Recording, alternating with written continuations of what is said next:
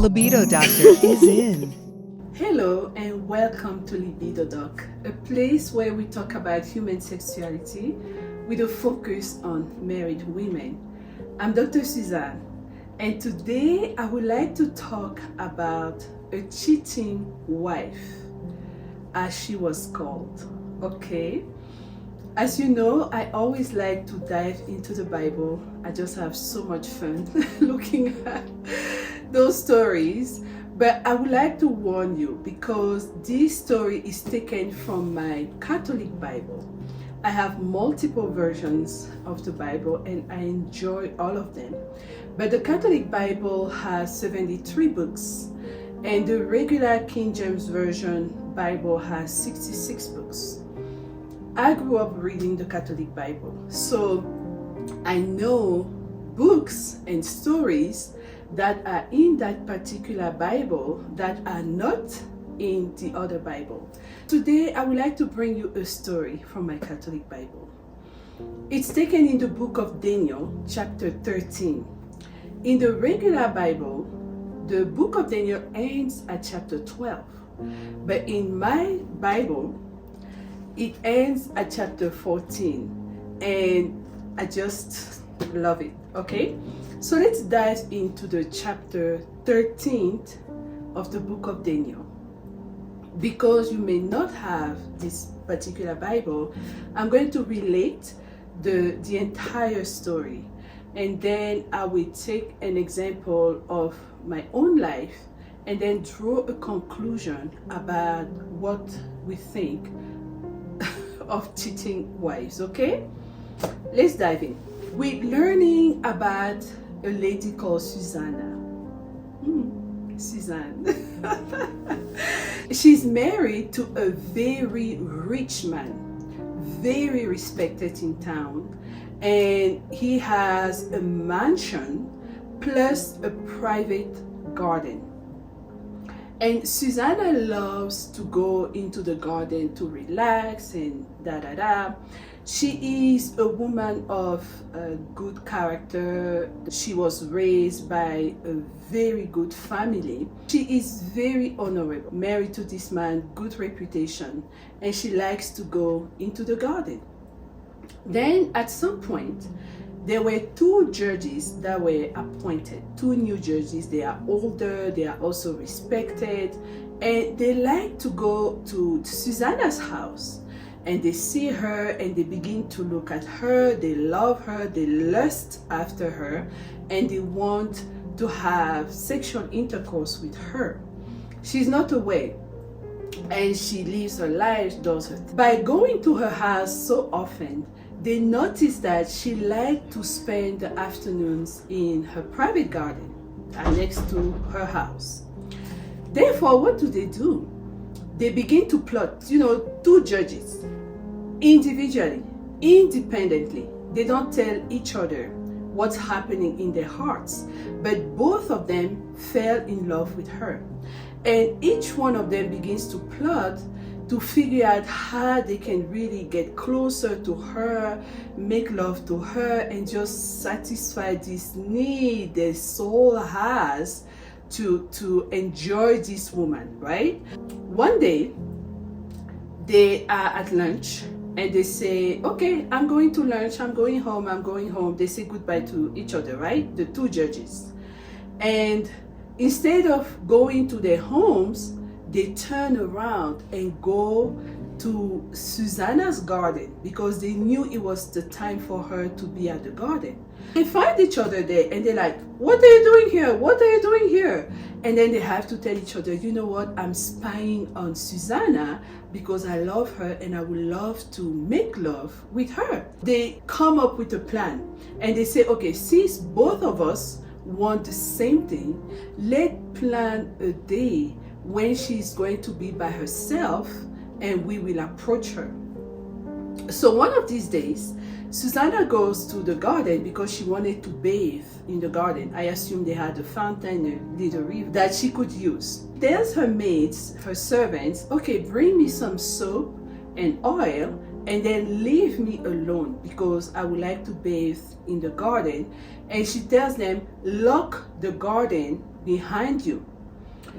She didn't know the two judges were in the garden. They were hidden and they were just paying attention to her movement. They saw everything and they saw the maid leave and lock the gates to the garden. She undresses herself, she's all naked, and she is, trying to take her bath, just like Bathsheba was on her balcony, not knowing that King David was watching her. Sometimes people accuse these women, but hey, pay attention. As soon as she is undressed, the two judges appear and they tell her, hey, here we are, we love you, and we would like to make love to you, the two of us. They want a threesome, just like that. Oh my gosh. Susanna looks at them, looks at herself, and she thinks to herself, okay, those guys are very powerful and they have top position in the country. If I sleep with them, my soul is going to die, because this is not something I would like to do.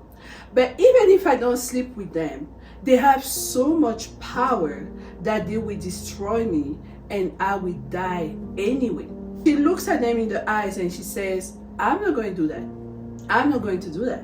I'm sorry, I am not sleeping with both of you. Guys get mad and they say, okay, you will die because you do not want to bend to our desires. She said, okay. Screams start. She is all shameful because her entire household came out, her husband came out, and everybody saw her naked.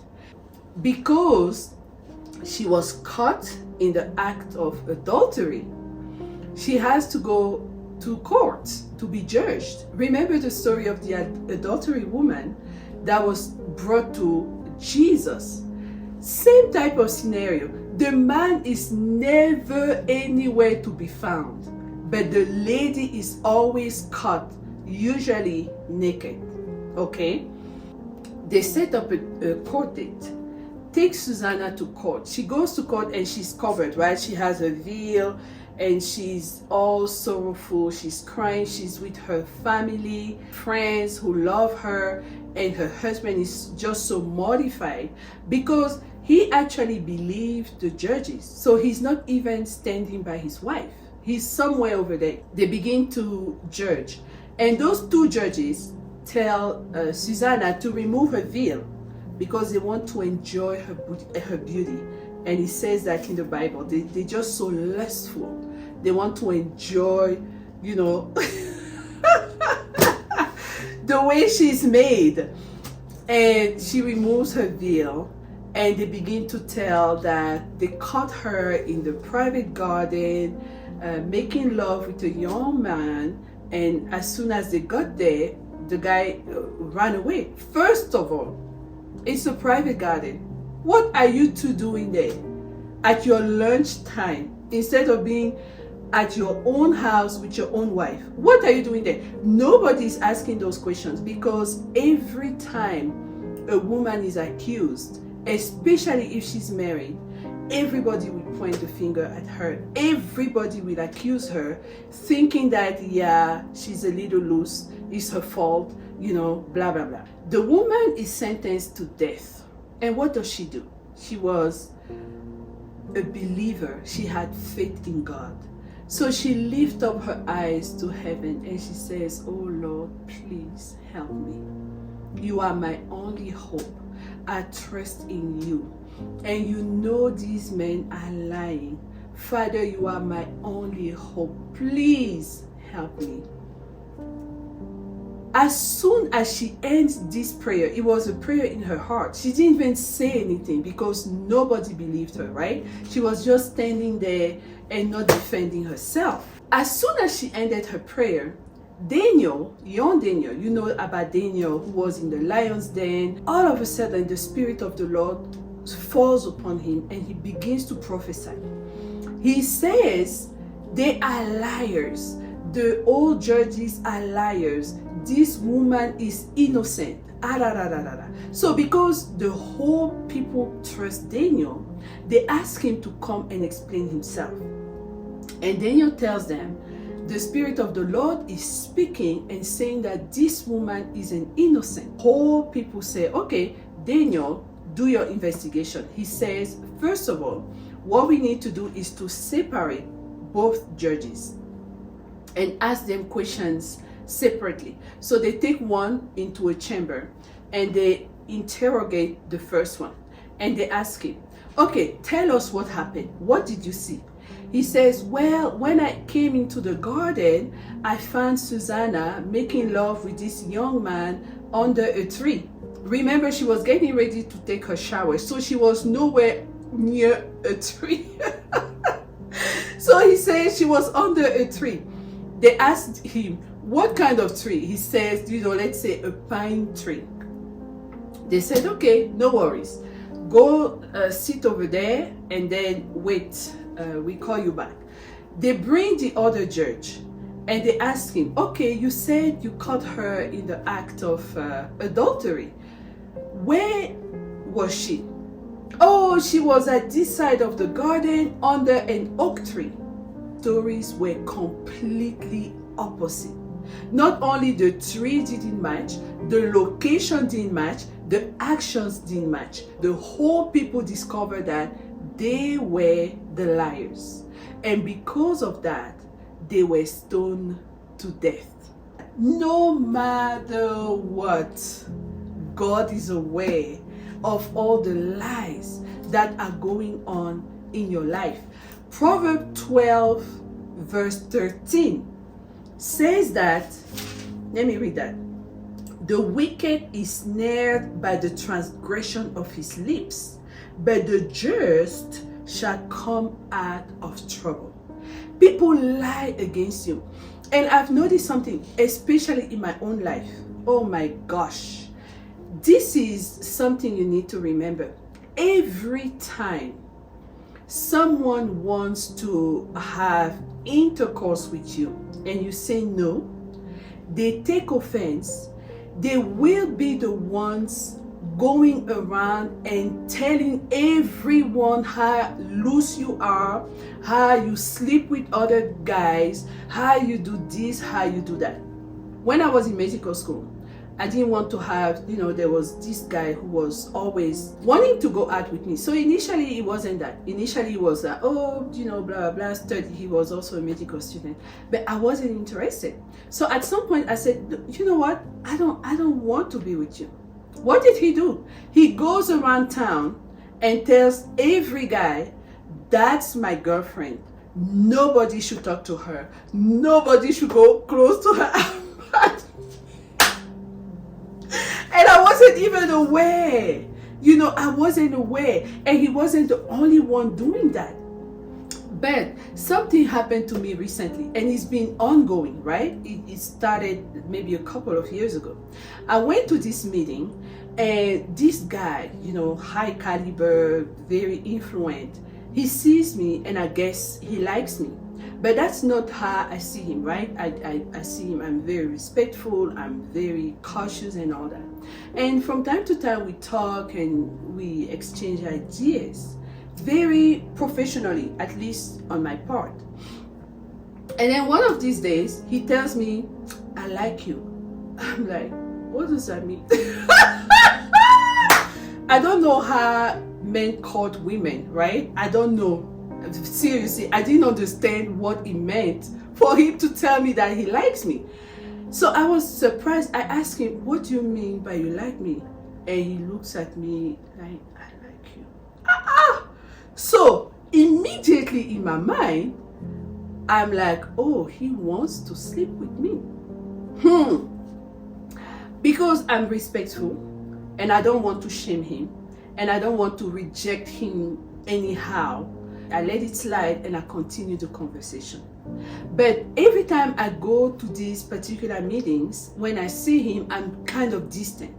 I go say hi, they be very polite, take a little bit of the information, what happened, blah, blah, blah, and then I run away. I don't stay around.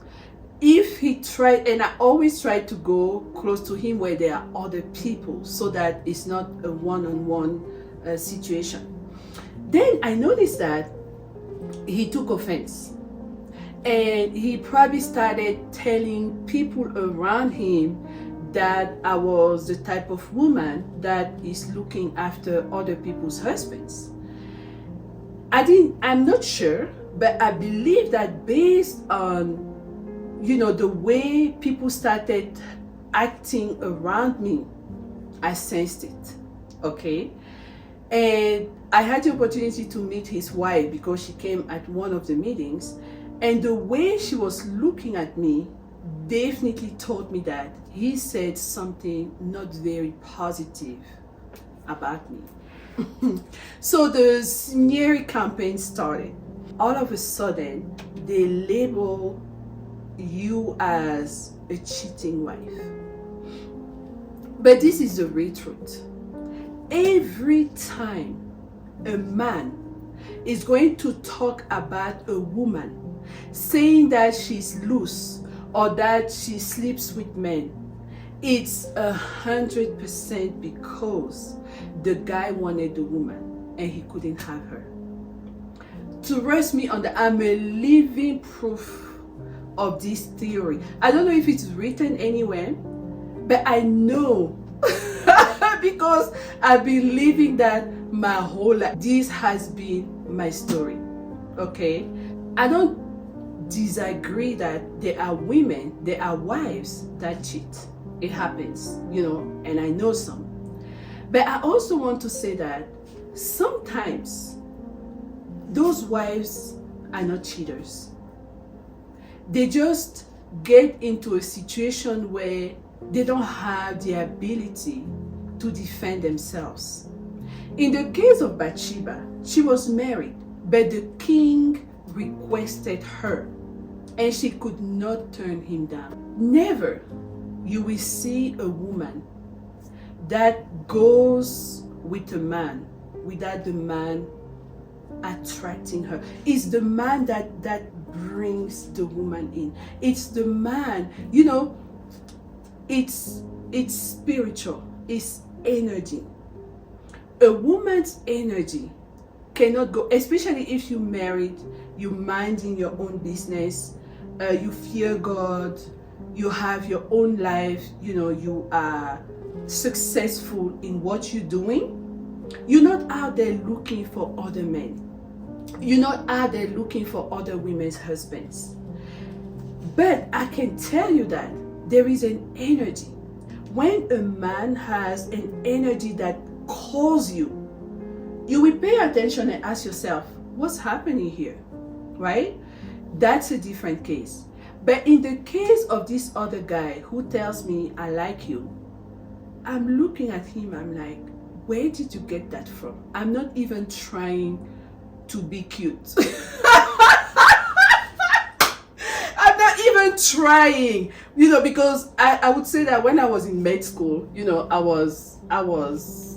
was taking very good care of myself. I was dressing well, and I was putting myself out there, not to go out with guys, but to just showcase myself. Sometimes women get accused for no reason. But the one thing I know, when you are a woman who fears the Lord, because that's the beginning of wisdom, to fear the Lord, He will always vindicate you. He will always come to your rescue. He will always defend you. The Bible says that God will expose the omens of the liars. There are many men out there, and they are so respectable. They are in such high level positions that you ask yourself, why is he lying? What can I even say? Because you cannot defend yourself. Everyone will always believe that you are at fault first, right? So what I would like to say, I'm sure you were hoping to hear that a wife cheated on her husband and this is what she does and this is how she does it. Sorry, go read Daniel chapter 13. Google it. and read the story of Suzanne. She was a victim, but God, the God we serve, who said, have faith in God.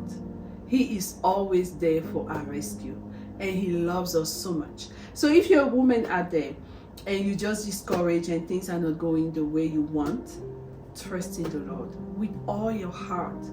Lean not into your own understanding, and He will make a way for you.